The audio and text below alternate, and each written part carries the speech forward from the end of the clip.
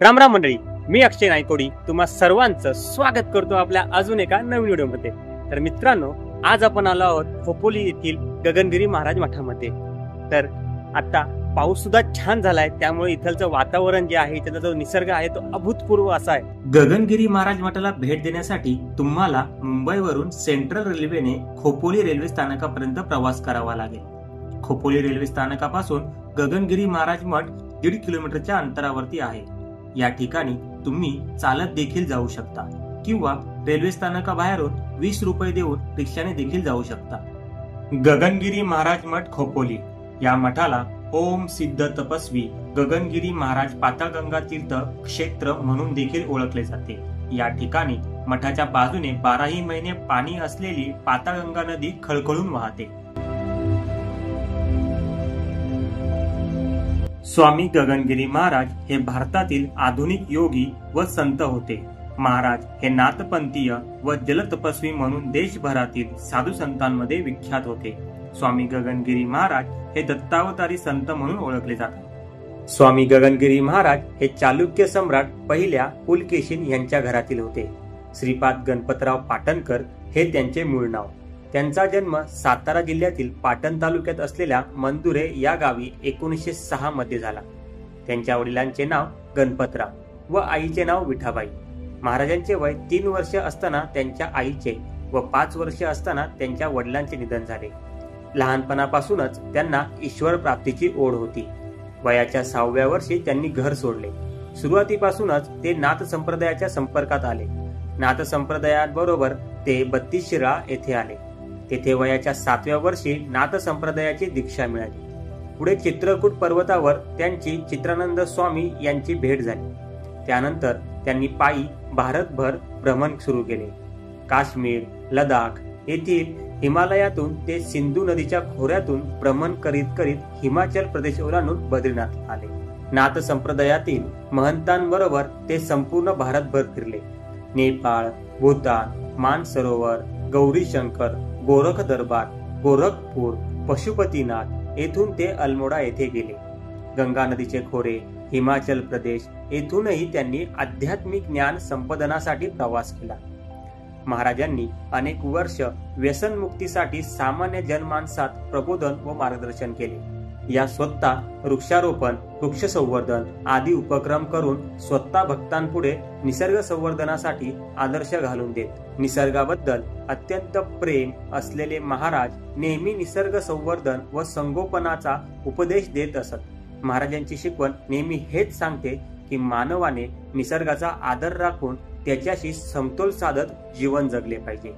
जगा आणि जगू द्या हा संदेश महाराजांनी कायम प्रसारित केला। गगनगिरी महाराजांना विश्वधर्म संसद शिकागो यांच्या वतीने विश्व गौरव विभूषण पुरस्कार अर्पण करण्यात आला। तर मित्रांनो, आता पाऊस सुद्धा छान झालाय, त्यामुळे इथलचं वातावरण जे आहे, त्याचा जो निसर्ग आहे तो अभूतपूर्व असा आहे। तर आता मी चाललोय महाराज जिथे तप करायचे त्या गुहेमध्ये। तर चला। गुहा दर्शनाची वेळ सकाळी 8 ते सायंकाळी 5 वाजेपर्यंत आहे। मठापासून 10 ते 5 मिनिटं चालत गेल्यावरती तुम्ही गुहेपर्यंत जाऊन पोहोचता। या प्रवासात तुम्हाला अलौकिक असा निसर्ग आणि छोटे मोठे धबधबे देखील पाहायला मिळतात।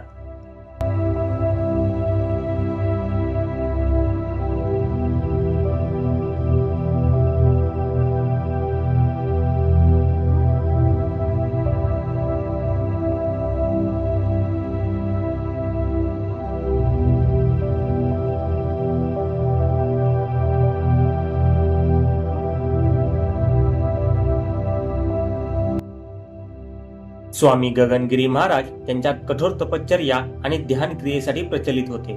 मठाच्या मागे खंडाळ्याच्या डोंगरात असलेल्या गुफेत ते तपश्चर्या करत असत।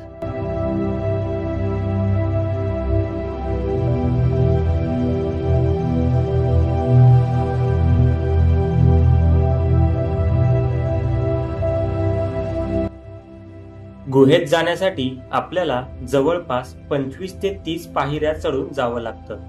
गुहेत शांतता पाळा, आरडाओरडा करू नका, गुहेचे पावित्र्य राखा असे सूचना फलक या ठिकाणी लावण्यात आलेले आहेत। त्यामुळे या ठिकाणी आल्यावरती आपण त्या सूचनांचे पालन करणे अत्यंत गरजेचे आहे।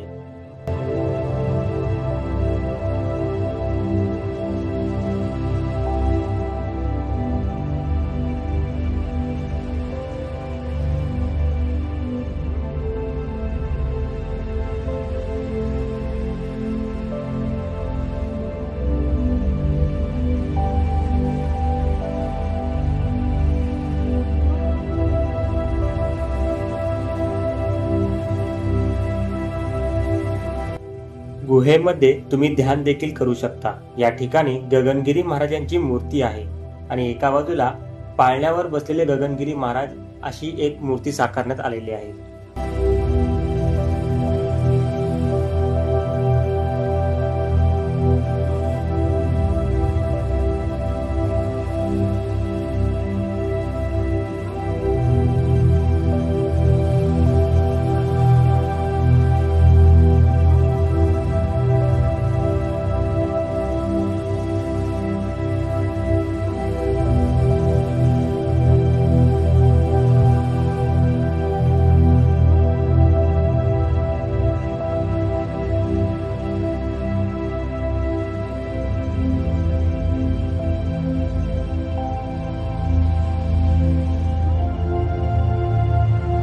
गुहेच्या अगदी वरूनच एक धबधबा वाहतो आणि या ठिकाणावरून आजूबाजूचा पूर्ण परिसर सुंदर असा दिसतो।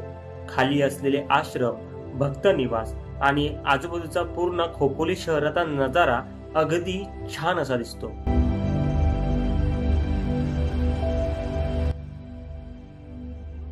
गुहेतून खाली आल्यानंतर नजरेस पडते ते म्हणजे प्रति केदारनाथ मंदिर।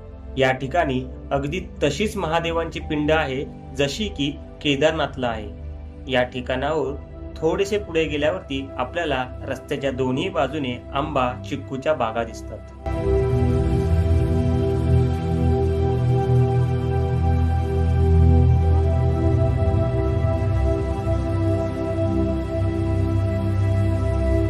तर मंडळी, मी आता आहे गगनगिरी महाराज मठाच्या हेलिपॅडच्या ठिकाणी।